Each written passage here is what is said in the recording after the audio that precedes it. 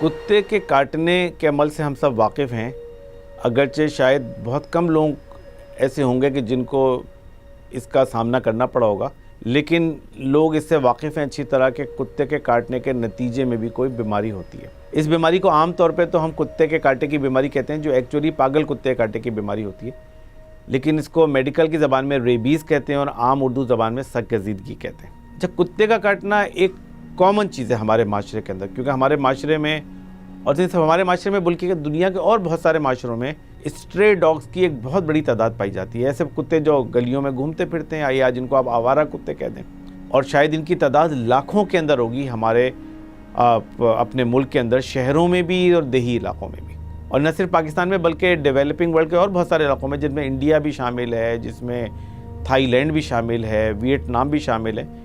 ان ملکوں میں بھی ایک بہت بڑی تعداد ہے جو کتوں کی پائی جاتی ہے، اور کتوں کے کاٹنے کے واقعات ایک عام عمل ہے۔ یعنی شاید ہمارے شہر کراچی کے اندر ہزاروں کی تعداد میں ایسے لوگ ہوں گے جو کتے کے کاٹے کا شکار ہوتے ہوں گے، اور پاکستان میں بھی یہ تعداد لاکھوں کے اندر ہے۔ لیکن ریبیز کی بیماری صرف ان لوگوں کو ہوتی ہے کہ جن کو ایک ایسا کتا کاٹے کہ جس میں ریبیز کا وائرس موجود ہو، جو زیادہ تر نارمل کتے نہیں ہوتے بلکہ پاگل کتے ہوتے ہیں۔ وہ کتے خود بھی کاٹنے کے بعد 2-3 ہفتے کے اندر اندر مر جاتے ہیں، کیونکہ یہ وائرس ان کو بھی ڈیڈ کر دیتا ہے۔ لیکن جب یہ پاگل کتا کسی فرد کو کاٹتا ہے تو وہ وائرس اس کے سلائیوا یا اس کے منہ کے تھوک سے نکل کر اس فرد کے جسم کے اندر چلا جاتا ہے کہ جہاں کتے نے کاٹا ہوتا ہے۔ ہاتھ پہ کاٹا ہوتا ہے تو وہ ہاتھ میں چلا جائے گا، پاؤں پہ کاٹا ہوتا ہے تو پاؤں میں چلا جائے گا، کہیں اور کاٹا ہوتا ہے تو وہاں پہ چلا جائے گا۔ اب اس کے بعد وہ وائرس کیا کرتا ہے کہ وہ خون سے نکل کے نرو کے اندر جاتا ہے، اور نرو کے اندر سے سفر کرتے کرتے کرتے دماغ میں پہنچ جاتا ہے۔ اس کو سمجھ لیں کہ نرو سے دماغ تک سفر کرنے میں کچھ ٹائم لگتا ہے، 1 دن لگتا ہے، 2 دن لگتا ہے، 3 دن لگتا ہے، کہ جس کے نتیجے میں وہ وائرس دماغ کے اندر پہنچ جاتا ہے۔ اگر ایک دفعہ وہ وائرس دماغ کے اندر پہنچ جائے تو پھر اس فرد کو وہ بیماری ہو جاتی ہے جس کو ہم ریبیز کہتے ہیں۔ اگر وہ وائرس دماغ میں نہیں پہنچے تو بیماری نہیں ہوگی۔ جب کسی کو ریبیز ہو جائے تو کیا ہوتا ہے، وہ بندہ خود بھی اچھا خاصا پاگل ہو جاتا ہے، اس کو کنٹرول کرنا پڑتا ہے، اس کو زبردستی باندھ کے لٹانا پڑتا ہے، اور اگر کسی کو ریبیز ہو جائے، وہ فرد بھی کسی کو کاٹ لے تو اس کو بھی ریبیز کی بیماری ہو جاتی ہے، کیونکہ اس کے تھوک میں بھی وہ جراثیم موجود ہوتے ہیں۔ اور انفارچونیٹلی ابھی تک دنیا میں ریبیز کا کوئی علاج نہیں ہے، کہ اگر کسی کو ہو جائے یہ بیماری تو اس کا کوئی علاج نہیں ہے۔ یہ ریبیز کا وائرس بالآخر بندے کو ہلاک کر دیتا ہے، مہلک ہوتا ہے۔ ایک دفعہ دماغ میں وائرس پہنچ جائے تو 2-3 ہفتے کے اندر اندر اس کی ہلاکت ہو جاتی ہے، جاں باق ہو جاتا ہے مریض۔ لیکن وہ بڑی تکلیف دہ ڈیتھ ہوتی ہے مریض کے لیے بھی اور گھر والوں کے لیے بھی، کیونکہ وائرس اس طرح جسم کو ایجیٹیٹ کرتا ہے یا اتنی تکلیف کے اندر رکھتا ہے کہ ہمارے پاس سوائے اس کے کہ مریض کو سلا کے رکھیں اور ایسی دوائیاں دے کے جس سے مریض خواب کے اندر رہے، اور کوئی اس کا علاج نہیں ہے۔ اور اس کے بعد جب اس کا وقت پورا ہو جاتا ہے تو مریض دنیا سے چلا جاتا ہے۔ تو یہی وجہ ہے کہ بہت سارے ہسپتال جو ہیں وہ ریبیز کے مریضوں کو ایڈمٹ بھی نہیں کرتے، کیونکہ وہ کہتے ہیں ہمارے پاس اس کا کوئی علاج نہیں ہے۔ لیکن یہ ریبیز کی بیماری تقریباً 100% مہلک بیماری ہے اگر یہ ریبیز کا وائرس دماغ کے اندر پہنچ جائے تو اب اس کے لیے اس بیماری کے حوالے سے 2-3 باتیں اہم جاننا ضروری ہیں۔ سب سے پہلی بات تو اگر کسی کو کتا کاٹ لے تو اس کو کرنا کیا چاہیے۔ باہر ملکوں میں تو یہ قاعدہ ہے، جو مغربی ملکوں کے اندر جیسے امریکہ ہے، یورپ ہے، انہوں نے تو کیا یہ کہ تمام ڈاگس کو ویکسینیٹ کر دیا۔ تو وہ جو ریبیز کی ویکسینیشن انہوں نے کتوں کو لگا دی ہے، تو کوئی کتا ایسا نہیں بچا ہے کہ جس کے اندر ریبیز کی ویکسینیشن نہیں ہوئی ہوئی ہے۔ تو جب کتے کو ریبیز نہیں ہوگی تو اس کے کاٹنے سے بھی کسی کو ریبیز نہیں ہو سکتی ہے۔ تو ایک حکمت تو یہ ہے جو مغربی ممالک نے کی ہے، لیکن ظاہر ہے وہاں پہ سارے ڈاگس پیٹ ڈاگس ہوتے ہیں، پالتو ہوتے ہیں، اسٹرے ڈاگس نہیں ہوتے۔ جو گلیوں میں گھومنے والے کتے ان ممالک میں نہیں پائے جاتے، وہ یا تو پیٹ ڈاگ ہوں گے یا ہوں گے ہی نہیں۔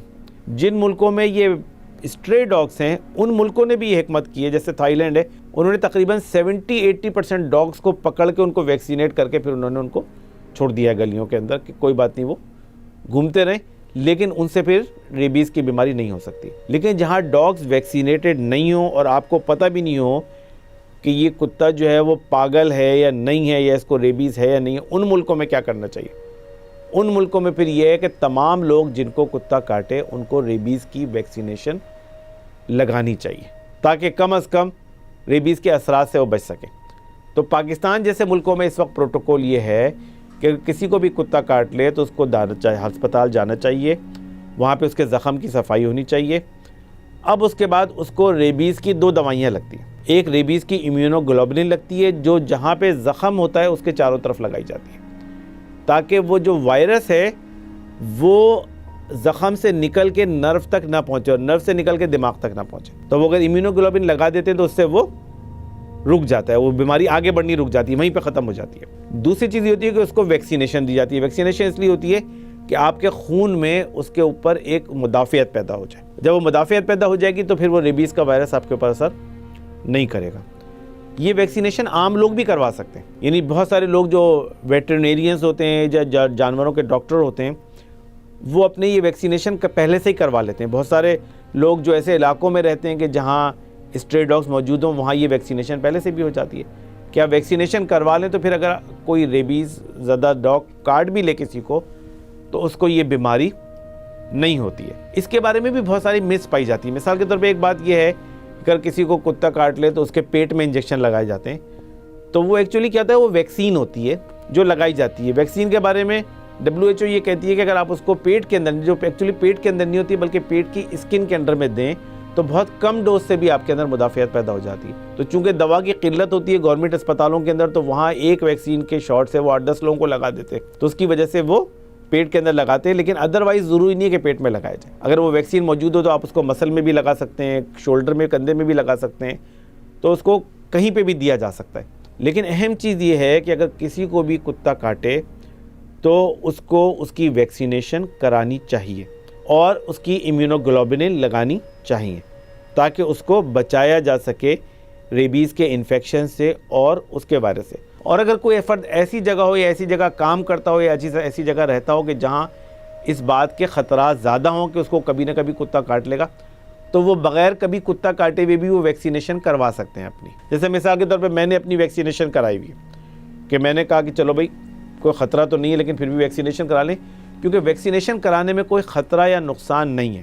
اس کی ایک کاسٹ تو ہے کہ چلو 2-3 ہزار روپے کی کاسٹ آتی ہے, لیکن وہ آپ کو لائف لانگ امیونٹی دیتی ہے کہ ایک دفعہ لگا لی تو ساری زندگی کے لیے سمجھ لیں پھر ریبیز سے بچت ہو گئی. کتا کاٹ بھی لے تو پھر آپ کو کوئی خطرہ نہیں ہے. تو اس لیے پہلی بات تو کہ کتے سے بچنا چاہیے تاکہ کتا نہیں کاٹے, پہلی بات تو یہ ہے. دوسری بات ہے کہ اگر خدا نخواستہ کتا کاٹ لے تو پھر اس کا فوری طور پہ علاج ہونا چاہیے. تیسری چیز جو ہے جو حکومت کے کرنے کا کام ہے, ہماری حکومت میں جیسے مثال کے طور پہ ڈسٹرکٹ گورنمنٹ کے اندر باقاعدہ ایک محکمہ, ایک شعبہ قائم ہے کہ جو اسٹرے ڈاگس کے علاج کے لیے, آوارہ کتوں کے علاج کے لیے یا ان کو کنٹرول کرنے کے لیے, تو یہ بنیادی طور پہ گورنمنٹ کی ذمہ داری بنتی ہے کہ یا تو اسٹرے ڈاگس کو کم کیا جائے, ختم کیا جائے یا ان کو ویکسینیٹ کیا جائے تاکہ اس بیماری کا خاتمہ ہو سکے. دنیا میں صرف چند ملکوں میں اب یہ بیماری رہ گئی جہاں اسٹرے ڈاگس پائے جاتے ہیں. مغربی یعنی پوری مغربی دنیا میں شاید کئی سالوں میں کبھی کوئی ریبیز کا کیس نہیں ہے.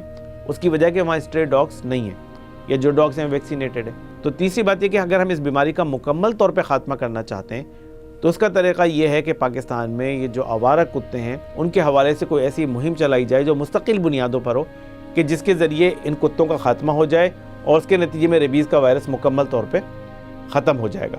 اور جب تک یہ نہیں ہوتا, جب تک کہ لوگوں کو ویکسینیشن اور امیونوگلوبولن کا علاج اور کتے کے کاٹے سے بچنا, یہ اس سے بچنے کا مؤثر طریقہ ہے.